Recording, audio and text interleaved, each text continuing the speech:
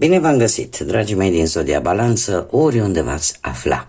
Bine ați venit tuturor, atât dragilor mei abonați, cum de asemenea și celor care sunteți poate pentru prima oară aici pe canal.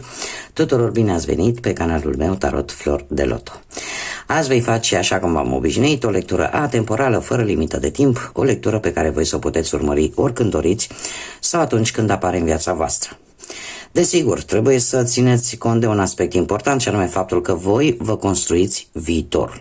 Așa că vă rog să luați decât acele mesaje care rezonează cu voi, iar restul lăsați-le să zboare în univers, pentru că sigur sunt pentru alte energii, alte persoane care, într-o mai mică sau mai mare măsură, au o legătură cu Zodia Balanță. Desigur, dacă nu veți rezona cu această lectură, eu vă invit cu mare drag să vizionați și celelalte zodii care pot reprezenta pentru voi poate ascendentul, luna, Venus sau oricare altă planetă importantă din cartea voastră natală. Așa că, dragilor, toți cei care aveți soare, luna, Venus sau ascendentul în Zodia Balanță, atunci această lectură este de asemenea și pentru voi. Și am decis ca această lectură să o încep cu această carte magică, căreia îi vom pune întrebarea să vedem care este energia voastră în acest moment sau care este situația în care voi vă aflați în acest moment. Așa că voi începe prin a o întreba: care este energia, situația în care se află dragii mei din Balanță în momentul în care urmăresc această lectură.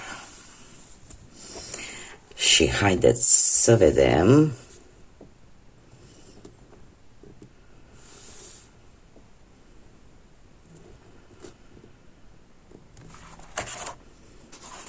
Liniștea peșterii nu este un moment foarte bun.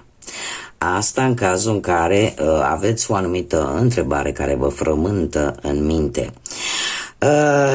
La fel ca și o peșteră silențioasă câteodată, e necesar să te retragi și să reflexionezi un pic mai bine. Ia-ți timpul necesar pentru tine înainte de a lua o decizie, pentru că trebuie să meditezi destul de mult asupra acestui aspect. Energia și situația care ne prezintă cartea asta magică îmi spune despre o situație în care nu e bine să te grăbești. Probabil că unii dintre voi încercați să luați o decizie importantă, încercați să faceți poate o alegere importantă pentru voi, indiferent de ce aspect al vieții vorbim, și cumva graba strică treaba. Deci luați-vă timpul necesar, reflexionați foarte bine înainte de a lua această decizie și a nu vă grăbi. De fapt, asta este ideea, a nu vă grăbi în luarea deciziilor. Da? Cântăriți-le bine, reflexionați tare bine, în așa fel încât să lucrurile să vă iasă așa cum vă doriți voi. Și un aspect foarte important, chiar din prima frază pe care am văzut-o, nu este un moment bun în acest moment când voi urmăriți această lectură de a lua, da, decizii importante. Da? Cumva trebuie să mai reflexionați, trebuie să mai meditați asupra unei acțiuni înainte de a o face. Haideți să vedem ce ne spune tarotul pe partea asta profesională, da? În viața voastră profesională, a carierei, a muncii în general. Ce vine pentru dragii mei din Balanță pentru următoarea perioadă în viața lor profesională? Și avem un 6 de bâte, o realizare pe care ați avut-o la nivel profesional în urmă cu ceva timp.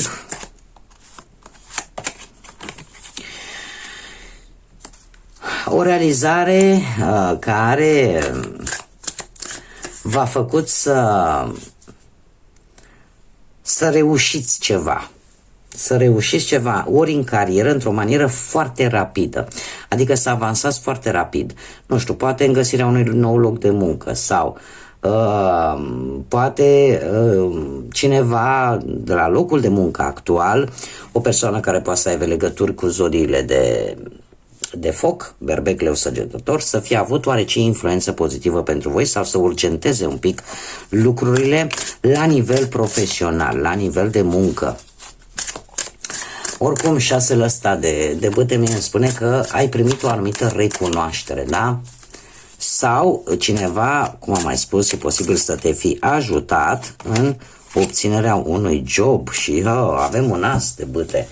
Asta îmi vorbește de o viziune nouă, foarte promițătoare, ceva nou, foarte pozitiv pe planul ăsta profesional, care vine către tine. Deci nu este rău deloc pe plan profesional. Haideți să vedem cu bănuții cum stați, dragilor. Cum stă pe parte financiară, dragii mei, din balanță. Și avem judecata. Se pare că, nu știu, ori ai primit niște documente destul de favorabile relaționate cu partea asta financiară, în urma poate, nu știu, sau documente care au ceva legătură cu banii în urma unei moșteniri sau posibil, nu știu, o lovitură așa de noroc, ca să zic, care te-a mai stabilizat cu bănuții. Da, într-un trecut nu foarte îndepărtat. Avem forța care, nu știu dacă Zodia Leu vă spune ceva din punctul ăsta de vedere financiar, dar ce pot să vă spun este că ai norocul încă de partea ta. Posibil unii dintre voi chiar să vreți să cumpărați ceva de valoare, un obiect care să aibă o valoare destul de mare, cu banii pe care posibil să-i fi primit. Avem și un paj de bâte. Un paj de bâte care pe partea banilor îmi spune că poate apărea ori vreun împrumut, ori vreo creștere la salariu, ori un câștig neașteptat. Cum am mai spus, este următoarea perioadă pentru voi, dragilor, va fi o perioadă destul de norocoasă, aș spune, pentru că pe toată linia aici, atât din trecutul apropiat, prezent și viitor, îmi precizează acest aspect al norocului, al șansei. Da? Așa că nici pe partea bănuților nu stați rău. Acum haideți să vedem cum stăm pe partea asta a dragostei. Prima oară pentru cei care sunteți într-o pereche. Cei care sunteți într-o pereche, apare o tentație sau a apărut tentația la un moment dat de a urgenta anumite lucruri care țin de relația voastră. Nu știu, ori vis-a-vis poate de o călătorie pe care voi ați fi vrut să o faceți în doi, împreună, da? Sau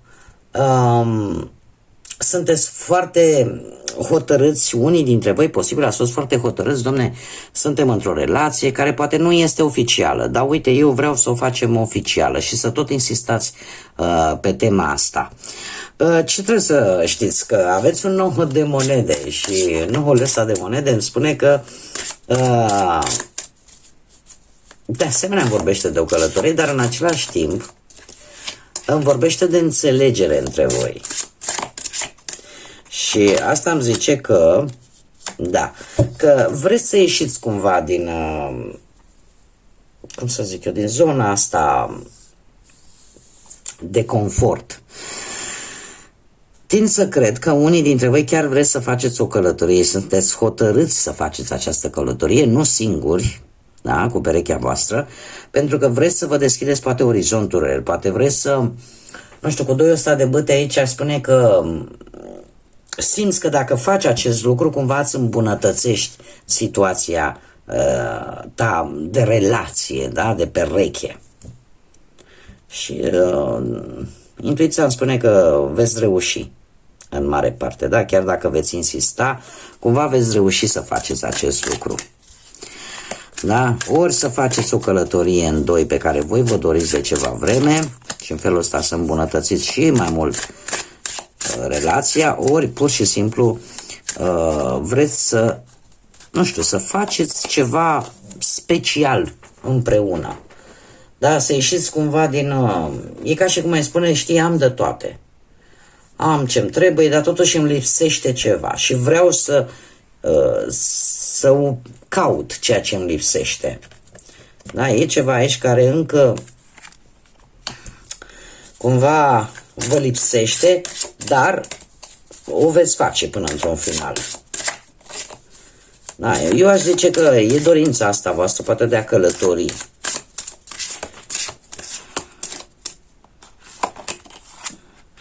Cei care sunteți singuri, și aici trebuie să fac o specificație, pentru că în urma mesajelor voastre sunt nevoită să o fac. Cei care sunteți singuri, în această categorie intră atât persoanele care au trecut poate printr-un divorț, printr-o despărțire sau, din păcate, în urma unei văduviri, da, au rămas singure, sau persoane care până acum nu au reușit să-și găsească jumătatea, da? Deci toate aceste trei variante intră în această categorie a persoanelor singure, da? Asta ca să nu mai fiți induși în eroare și să ziceți, domne, dar pentru văduvi, de ce nu faceți? Pentru că intră în această categorie.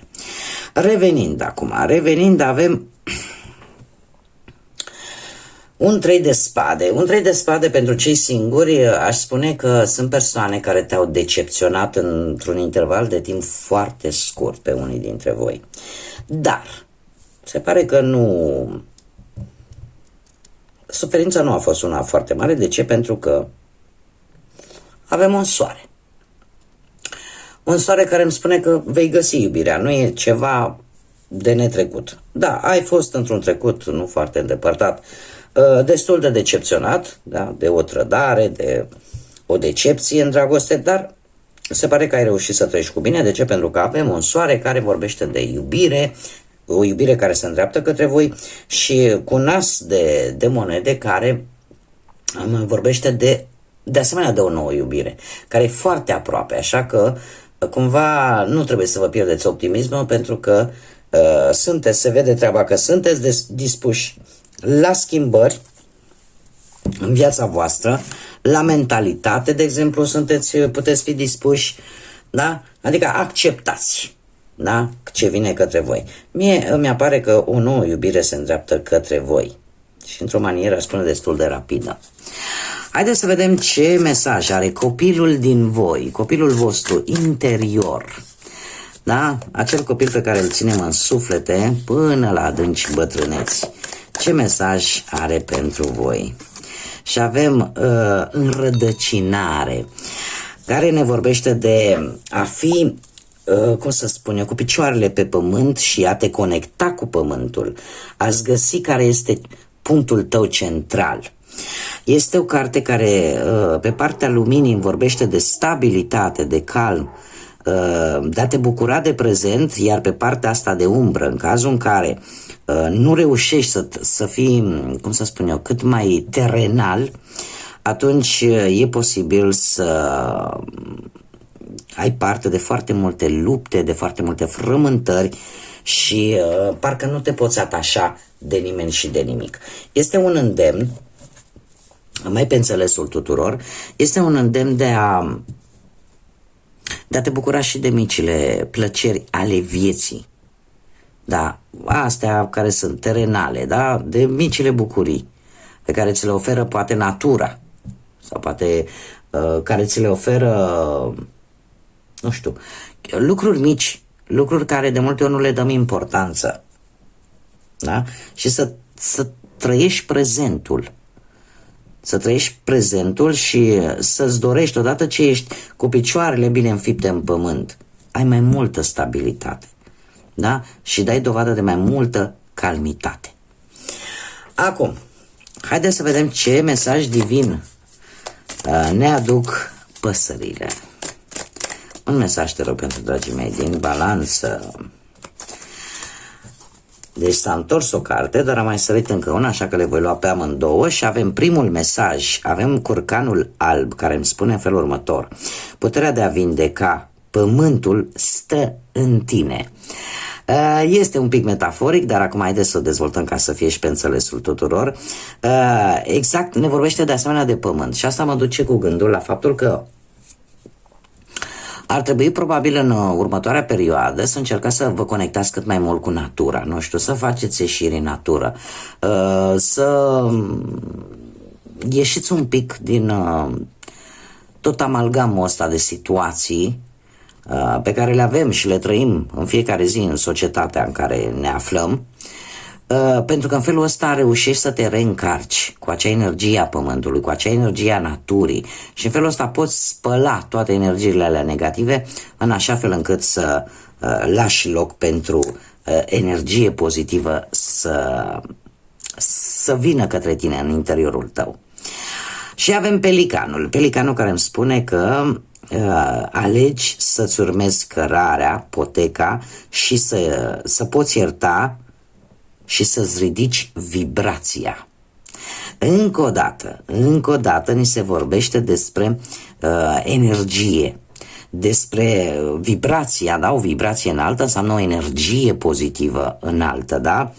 Și probabil că aici este vorba despre aceia dintre voi care poate că e necesar, nu știu, să iertați pe cineva. Și în felul ăsta tu vei reuși să-ți ridici vibrația. De ce?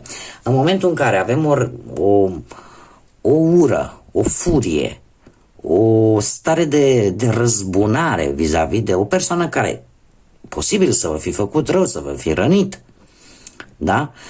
De fapt, noi ținem o vibrație joasă. Toate aceste energii negative, cum ar fi ura, răzbunarea, chiar dacă mulți dintre voi ar putea să-mi zică, da, doamnă, da, m-a rănit, mi-a făcut rău, eu sunt perfect de acord și trebuie să vă spun ca și om, și eu am trecut prin scene de genul ăsta, dar am încercat pe cât posibil de-a lungul timpului să-mi dau seama că, de fapt, toată această stare negativă, da, nu a făcut altceva decât să-mi dea o energie negativă. Pentru că tot ce este negativ și rău ne roade în interiorul nostru. Și chiar dacă poate unii dintre voi nu reușiți poate să iertați, sau nu acum, cel puțin, asta nu înseamnă că nu se va întâmpla la un moment dat. Pentru că Dumnezeu are grijă de toți și de toate, da? Și tocmai pentru a vă ridica vibrația, încercați să vă conectați mai mult cu natura, încercați să vă conectați mai mult cu lucrurile care vă pot aduce o energie mult, mult mai pozitivă și o vibrație mult mai înaltă. Bun, dragii mei, aceasta a fost lectura pentru voi. Eu vă mulțumesc din suflet pentru atenția voastră.